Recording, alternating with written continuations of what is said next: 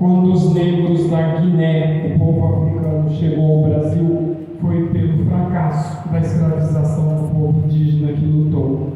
Em nome de todas as religiões de matrizes africanas, eu lhe agradeço, porque os nossos tambores não são africanos. Os africanos não puderam trazer os tambores para as Américas, tanto que nos Estados Unidos não existe música preta com tambores. O nosso rum-rum-pilé são de origem africana, o nosso xequerê é de origem africana, de origem indígena, a nossa macumba, todos os nossos instrumentos. Que o seu povo seja sempre esse povo lindo e dono dessa terra. Gratidão.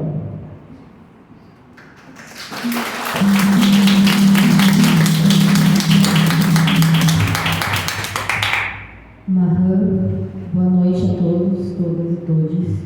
Eu sou a Fernanda Caigani, estou aqui representando principalmente meu povo. O povo Caigani é um povo originário desse território que a gente pisa agora, né? Ele é originário daqui de Bauru também. E não sei se vocês já ouviram sobre a história do meu povo aqui nesse território, mas uma das questões que nós sofremos foi a perseguição aos nossos cultos, às nossas tradições, à nossa espiritualidade e à nossa língua, que é a nossa essência, né? E a gente fala sobre a intolerância religiosa, né, de diversas religiões que estão aqui sendo representadas, mas principalmente das religiões de matriz africana.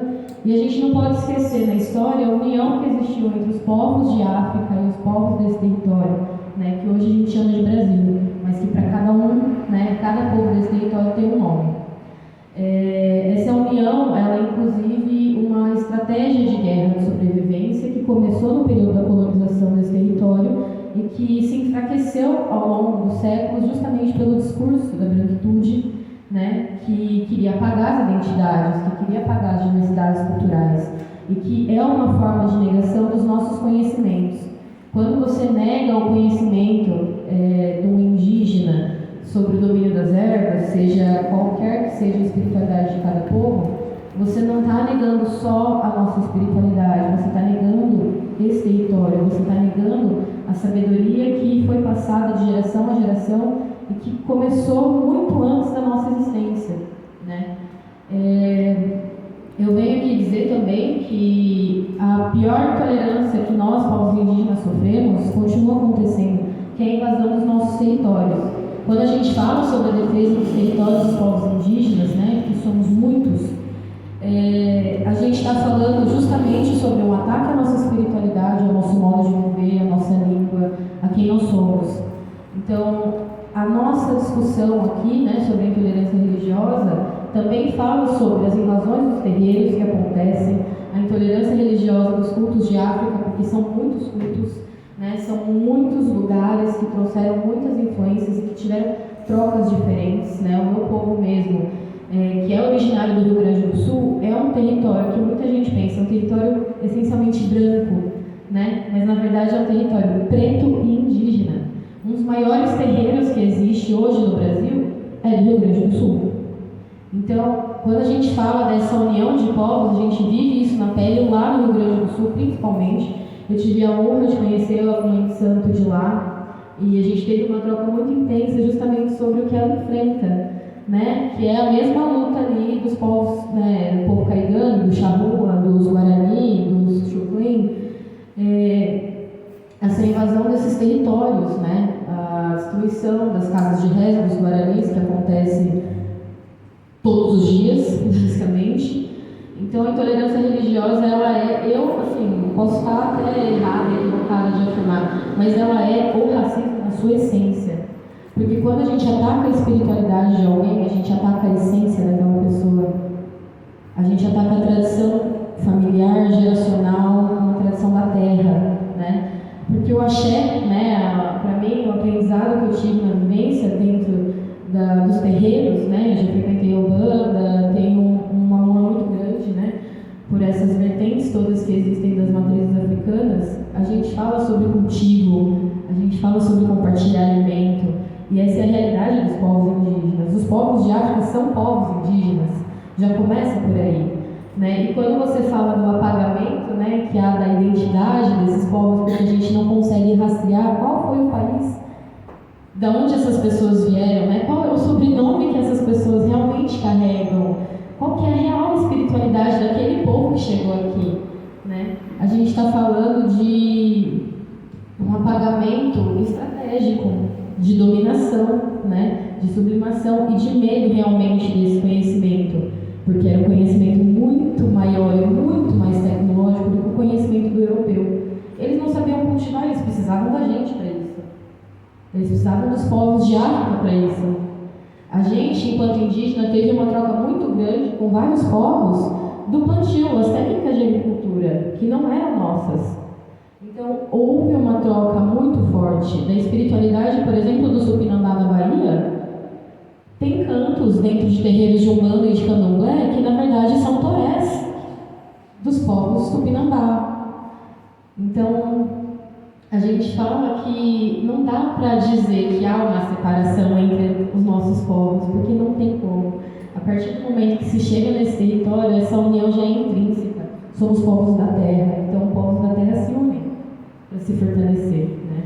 As trocas de sementes, hoje a gente existe o Banco de Sementes Crioulas justamente porque essa preservação dessas sementes, sem modificação genética, está dentro dos quilombos, está dentro das aldeias. Então, é uma tradição que a gente carrega que não é só sobre os nossos orixás, sobre esse culto, sobre as vestimentas, sobre aquilo que a gente carrega no nosso pescoço.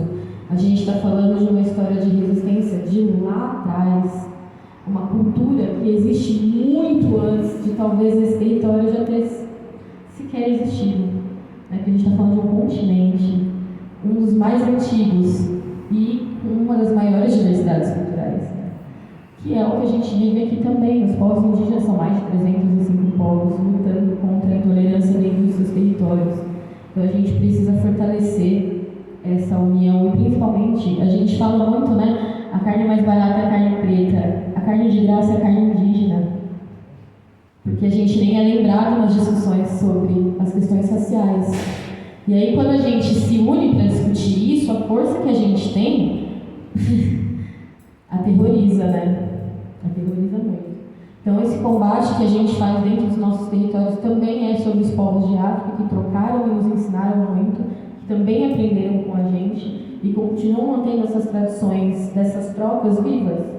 Muitos dos cantos que a gente tem hoje vieram dessas trocas, né? Os tambores, como você falou, alguns outros instrumentos que a gente vê mais presente aqui no Brasil, que não se vê em outros lugares, realmente é dessa união, né? E essa união faz uma força muito grande.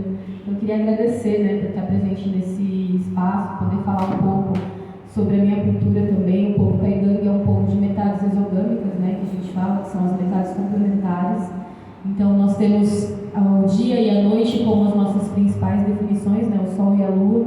Então, os nossos ritos também foram muito perseguidos aqui, né? Os meus ancestrais, eles foram amarrados nos cavalos daqueles imigrantes italianos que chegaram para construir a ferrovia, que é um progresso na cidade, que não foi progresso nenhum, né? Progresso para quê? Então, se a gente não combate a intolerância na raiz através da educação, respeitando inclusive as leis educacionais, né? Porque a gente já tem isso na nossa legislação, e isso não é respeitado nas escolas. Quando o professor leva algo sobre os povos indígenas ou sobre os povos de África, não há um espaço para ser discutido isso. Não faz parte da grade. Isso aqui, na verdade, é obrigatório, essa discussão.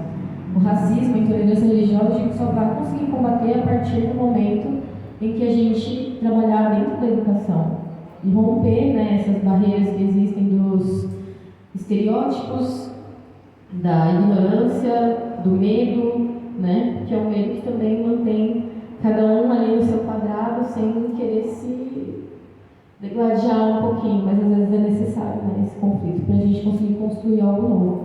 Então, queria só agradecer mesmo o espaço.